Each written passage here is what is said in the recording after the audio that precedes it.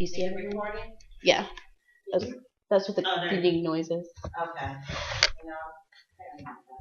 It's all flat.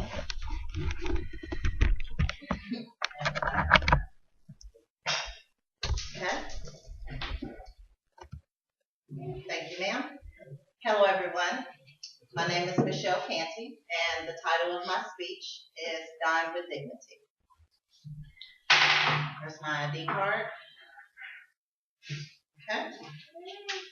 I'm hoping that this speech will be thought-provoking and inspire you to support the legal right for every living person to have the right to die with the same sense of worth that they were born into. That any mentally competent person should have the right to accept or deny treatment and the right to die in dignity. Euthanasia is a topic that I will be speaking on, and again, hopefully persuading you to support. Just in case some of you are not familiar with the technical term euthanasia, another term that is commonly used is mercy killing or assisted suicide. The technical definition for euthanasia is a physician-assisted, painless killing of a patient suffering from an incurable or painful disease or in an irreversible coma. Again, let me restate that definition.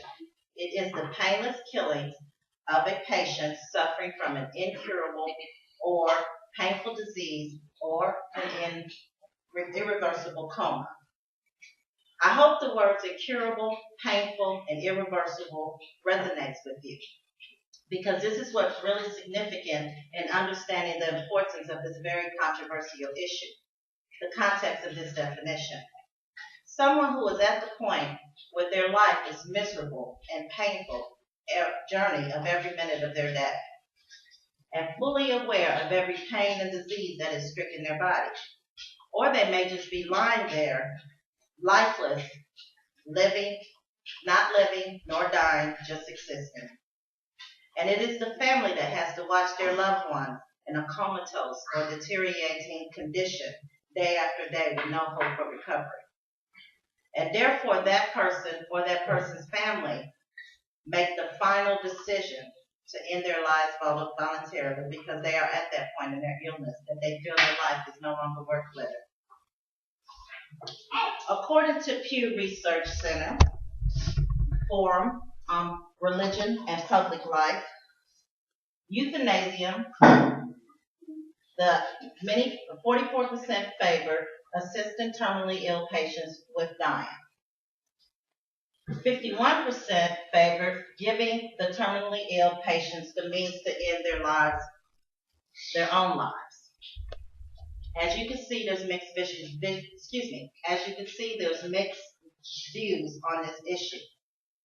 Now, before we kind of jump on our high moral grounds, let's put this all in perspective.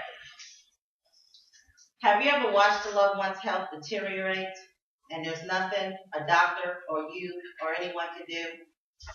Have you ever thought secretly, Lord, just please take them out of their misery?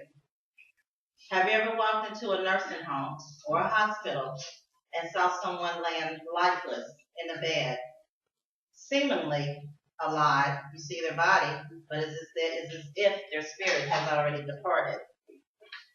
Why do we put animals to sleep when they're at the end of their lives and humans are left to suffer? Well, every day there's an individual or family with a very heart-wrenching issue. Tony Bland, 23-year-old, lived in England, huge fan of the English football. Decided to attend an intense football tournament that ended tragically and fatally for 96 people. 96 victims died or crushed to death against a steel fence.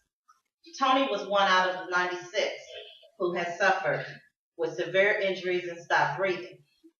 By the time his breathing was sustained, he was severely brain damaged in what they call the persistent vegetative state. He wasn't dead, nor was he dying. The hospital, with the support of his parents, requested the courts to allow him to die in dignity. Tony was granted the right to die in dignity and became one of the first patients in English history to die prior to a prolonged treatment. In 1992, Dr. Cox was found guilty of the murder of a 70-year-old woman who begged him to take her out of her misery. He stated that she was so ill that she would scream like a dog if anyone touched her. He also stated that she would repeatedly request to die until he finally injected her with potassium chloride that would bestow upon her a peaceful death. Sue Rodriguez, a mother in her 30s who was dying slowly of Lou Gehrig's disease. She lived for